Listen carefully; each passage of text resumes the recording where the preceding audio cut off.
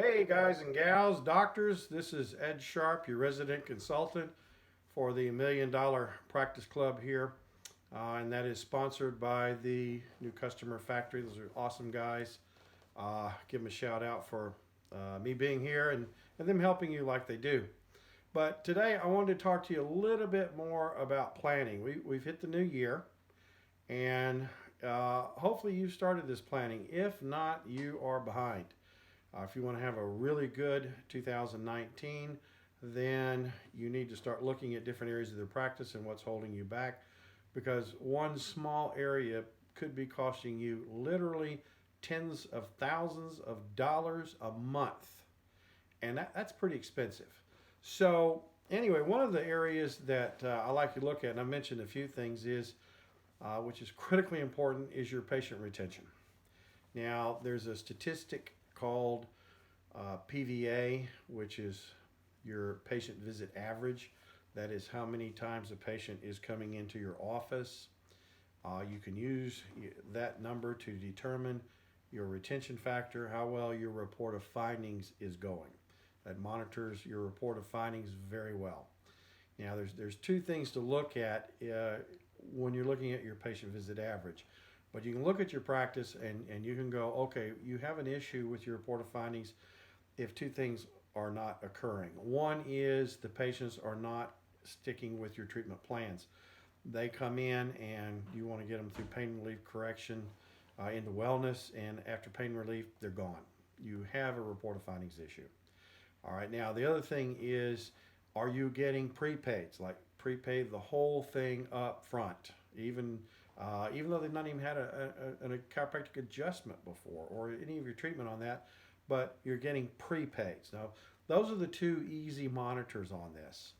Now, what you do is you take your new patients and you divide it into your patient visits. Now, make this over a period of time, certainly no less than a 4-week time span, but it really should be at least a 3-month time span.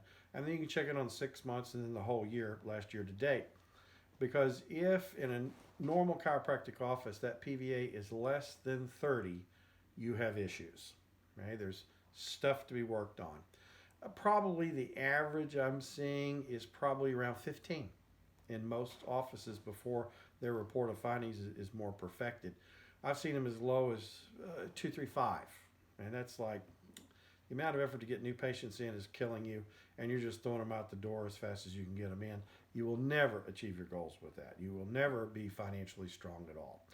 So with your patient visit average, if you've been there a long time, 10, 15, 20 years, and you've had a decent report of findings, your PVA, because of all the maintenance patients you have, should be approaching 40, 45. That's not uncommon.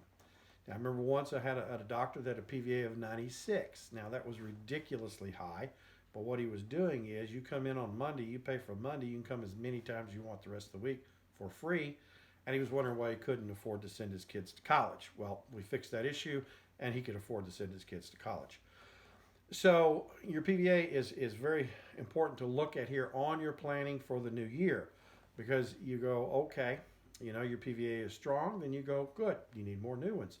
If your PVA is not strong, well, it's quite obvious, it's report of findings.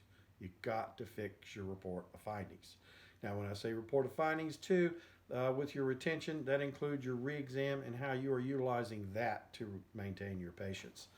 So you need to do this planning. If you can't figure it out, call me. We can crunch some numbers real quick. My email address, which is edsharp333@gmail.com. Don't hesitate to reach out to me to get a consultation to see if you have issues with your report of findings, which I've found even with the physical medicine and stem cell guys. Please call me. Okay, you're wasting thousands of dollars a week by not calling me. So when I say call me, I mean contact me. Let's set up a time to discuss your situations. I'm here to help you. Please do that. So that's edsharp333@gmail.com. I've already helped quite a few folks to improve their situations. So I'm just waiting for your call. So let's do that. Let's see what we can do to help you. Let's have 2019 your best year ever. So reach out to me. Let me know if you need help. Okay, thanks guys. Have a good one.